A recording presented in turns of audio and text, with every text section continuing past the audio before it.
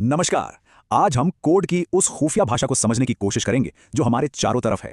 हम बात करेंगे उन छोटे छोटे लेकिन बहुत ही पावरफुल सिंबल्स की जो हमारे पसंदीदा ऐप से लेकर बड़े बड़े सॉफ्टवेयर तक हर चीज को चलाते हैं। इन्हें हम प्रोग्रामिंग के बिल्डिंग ब्लॉक्स भी कह सकते हैं। तो चलिए शुरू करते हैं।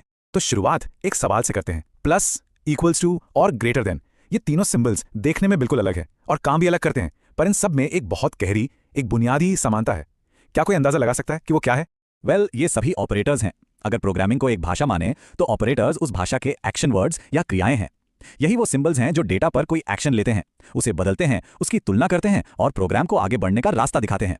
सबसे पहले उन ऑपरेटर्स की बात करते हैं जिनसे हम सब वाकिफ हैं, अरिथमेटिक ऑपरेटर्स। ये वही सिंबल्स हैं जिनका इस्तेमाल हम बचपन से मैथ्स में करते आ रहे हैं और कोडिंग में भी इनका काम वही है, कैलकुलेशन करना। तो ये रहा हमारा अरिथमेटिक ऑपरेटर टूलकिट।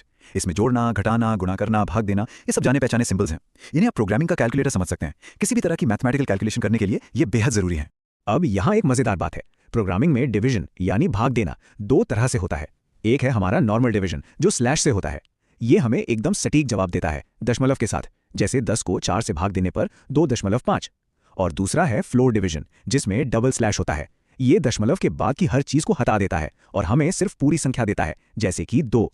और फिर आता है ये प्रतिशत का चिन्ह, जिसे कहते हैं मॉड्यूलस ऑपरेटर। ये भाग का जवाब नहीं देता, बल्कि ये बताता है कि भाग देने के बाद शेष क्या बचा। जैसे 10 को 4 से भाग देने पर शेष 2 बचता है। ये बहुत काम की चीज है, खासतौर पर जब ये पता करना हो कि कोई संख्या सम है या विषम। ठीक है, तो हमने कैलकुलेशन तो कर ली, पर उस कैलकुलेशन का जो नतीजा आया उसे हम सेव कहाँ करेंगे? बस यहीं पर काम आते हैं असाइनमेंट ऑपरेटर्स। ये वैल्यूज को स्टोर करने का तरीका है। असाइनमेंट ऑपरेटर्स की इस लिस्ट में सबसे हीरो है इक्वल्स टू का चिन्ह। जरा सोचिए कि एक वेरिएबल एक खाली डिब्बे की तरह है जिस पर एक नाम लिखा है।